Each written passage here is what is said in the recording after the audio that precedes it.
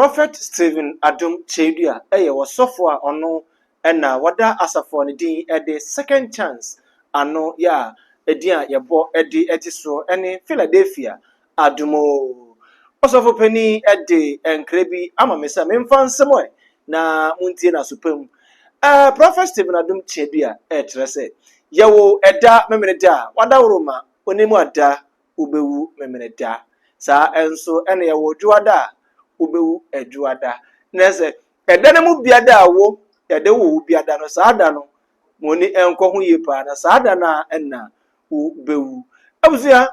ensem esisi amu akwaba obe channel so adaroma subscribe to YouTube channel like na afi sign share family also for penny and the Prophet Stephen Adom Kyei enna wasemese memfa nkrai emfa emamu wakire se sada mekan no yawo eda memeneda nada empa ho eno na obewu sa enso ene yawo fiada obewu fiada na eyi na nkrofo busa se na nde Yesu Kristo owu fiada ende ewu fiada abuzia yankonkwohwe ho no quick short one pa yanhwemre sisi a yaba sofo pani ba ko nso ede ne de nso abeto aso ede beba enti obia yawo memenda obewu memenda abuzia yakoya yasan aba na mebusa se Ghana mampeni dada Professor Fifi Evans Atamios owu eda benada na ono nso ya wuni fiada na se ne dia no calculation na yi anasa timetable no na ebiti no abuzu sansem ya papa yi ede betu dwa prophet ede betu dwa yi ano na didim na osofopeni a ono nso ne din ede evangelist Akwesi Awuah ono so aba ba kabi atotuja ede amane Prophet Stephen Adom Kyei na what say we nada false teachings atron kire ya no kure biada anim na nde o kire say sabi monim ada ensenhunu keka na papa yi de enu ntinu omo hwe na asoremba no omo mpa asore a yeka nkwagesem ewo ho ebuzia enne me bo ne toti ede ama na onso no ohunu de eko ewa abefo ntintan fidie kese no so yankohwe ya sofopeni evangelist Akwesi Awuah ono so ne nsema okan ne bi emfa emra me kwa sore me disika dadam I'm going to check it. They couldn't help you to have pride. Tell the teaching that he is teaching. If you are born on Saturday, you die on Saturday. Is it true? No. That is never true. If you are born on Friday, you died on Friday, that means he was born on Friday. For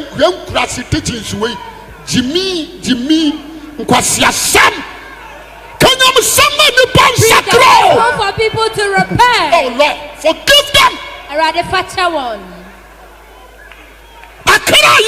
So for them to repent. That is not mystery. Okay. Evangelist talks about mystery, so you also want to go in a mysterious way. Destiny, human destiny. Praise the Lord. Hallelujah. He's telling us the gospel truth.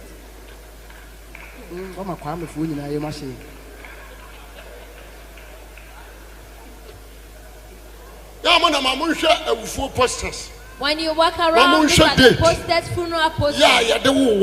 Check the date and check the date they die. Praise the Lord. Hallelujah. If they have any connotation, you will know. It is only once in a while that dies on the day that they were born. It is one in a thousands or millions. Amen. Ofata wuye we wuni krada dabi me ami no ofata wo wuye we wuni krada jeme so amen amen we wuni krada Jesus amen ho kra ayi what is say ko fo yiri wuye o wuni krada no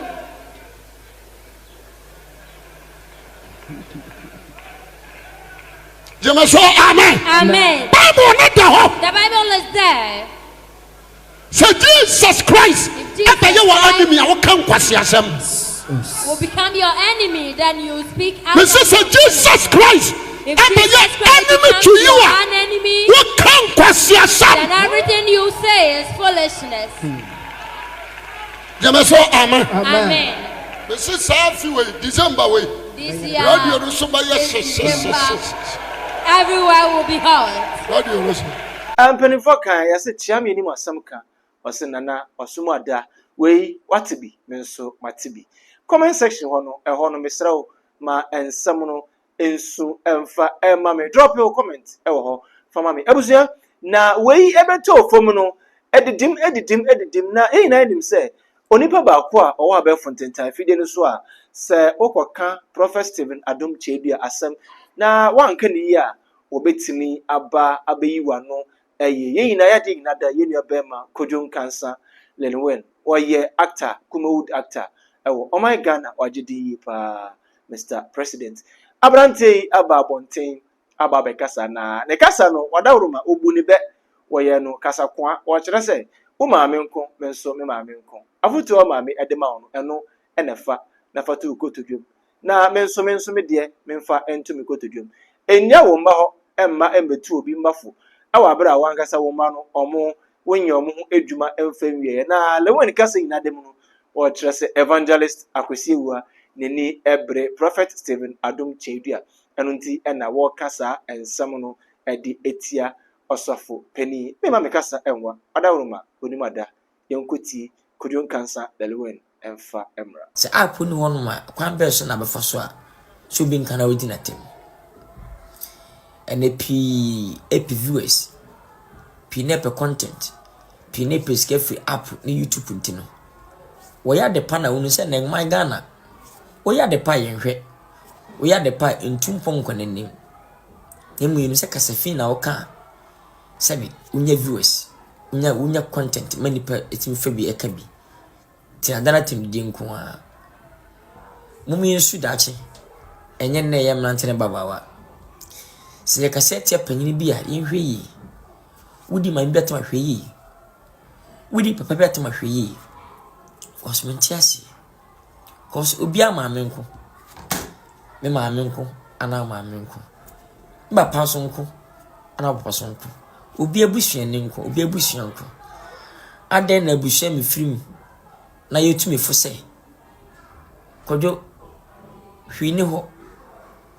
tuna ma faje papa nante wiase osu abusua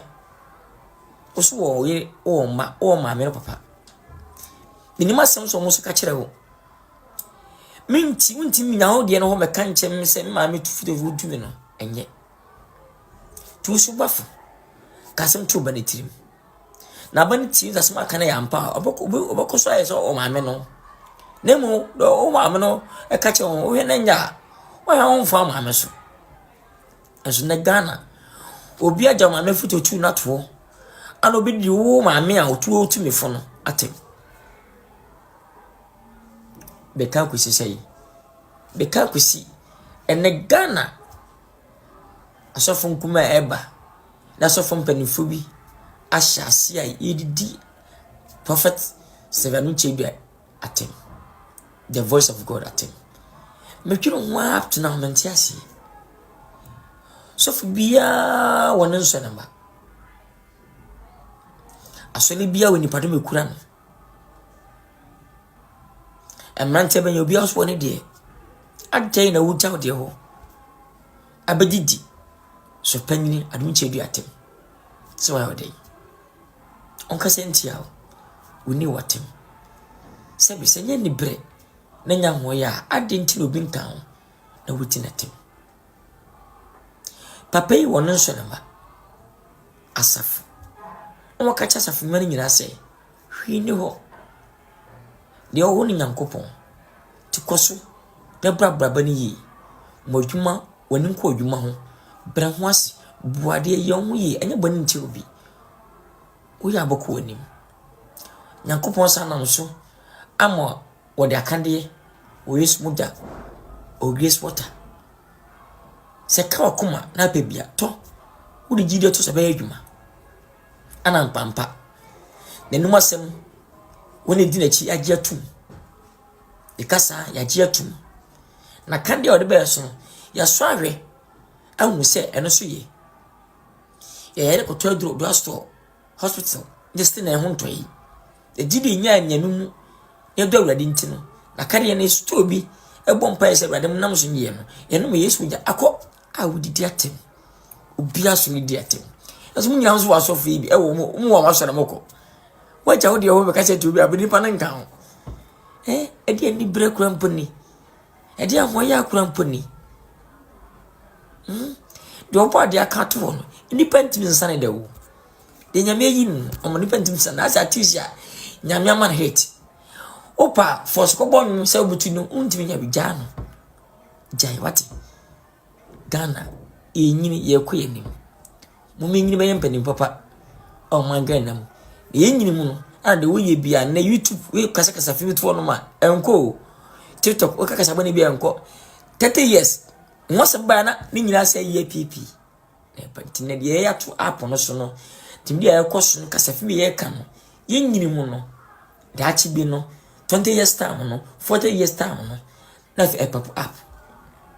won mu kasa tsei na baba tsei